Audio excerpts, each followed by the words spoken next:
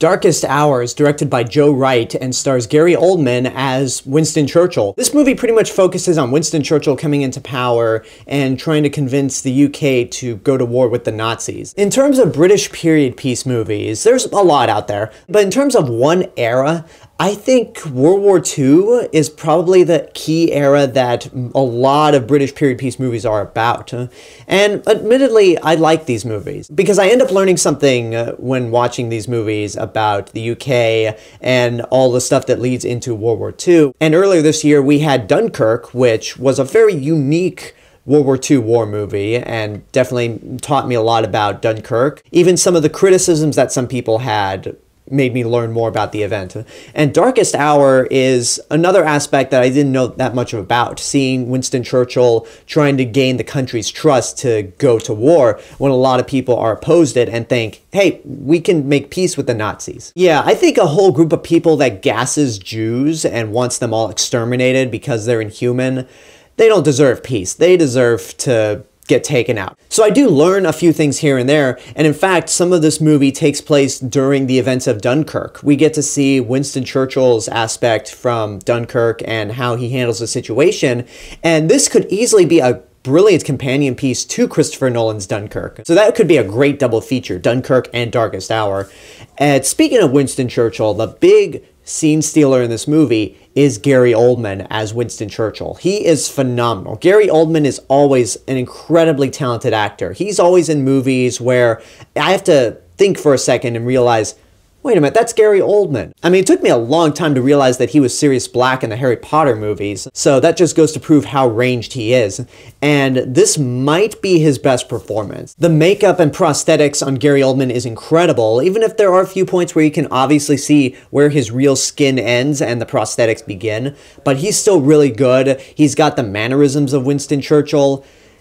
Give this man an Academy Award already. It's criminal that Gary Oldman has only been nominated for one Oscar, and that was for Tinker Tailor Soldier Spy.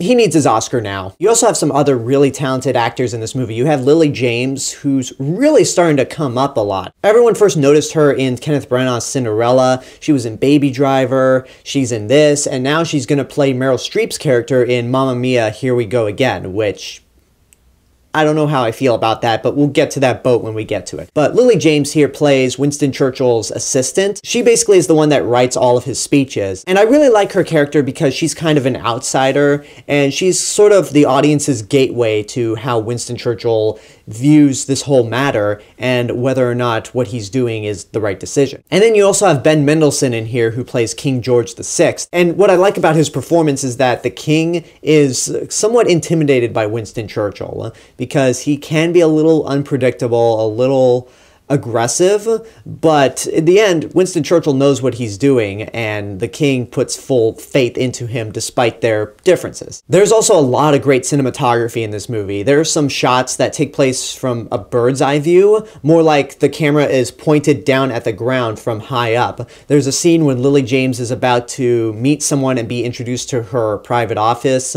but it takes place in a stairwell, a spiral stairwell, and the camera just goes down as we see several people walking up and down the stairs. It's better to actually see it to understand it, but it's a great shot. On the whole, I don't have that many bad things to say about the Darkest Hour. I'm sorry, Darkest Hour. I don't want to confuse you guys with that shitty alien invasion movie. Darkest Hour is really good. It's a movie that's definitely worth seeing in your lifetime. If you love these World War II biopics, if you love just seeing World War II British period pieces all together, then this is definitely worth checking out, and it's going to get a lot of Oscar attention. I won't say that I completely love the movie, but it could work its way into my top 20 list because I tend to do a top 20 best of list because there's just been so many great movies. So I mean, we'll see what happens, but yeah, you should definitely check this out. And that's my review for Darkest Hour. This is going to be my last official review for a new movie. I will be putting up my spoiler review for The Last Jedi at long last. I just needed some time away from that toxic fandom. But after The Last Jedi spoiler review, I'll be doing my 2017 wrap-up video where I talk about all the movies that I did see but didn't give full-fledged reviews for, and then obviously my best of and worst of list, with my worst of coming up first because That's a tradition of mine. So until then, I hope you enjoyed this review. Leave a comment down below and tell me what your thoughts are on the movie, if and when you've seen it. And as always, this is the real Mr. Robinson telling you there's only one.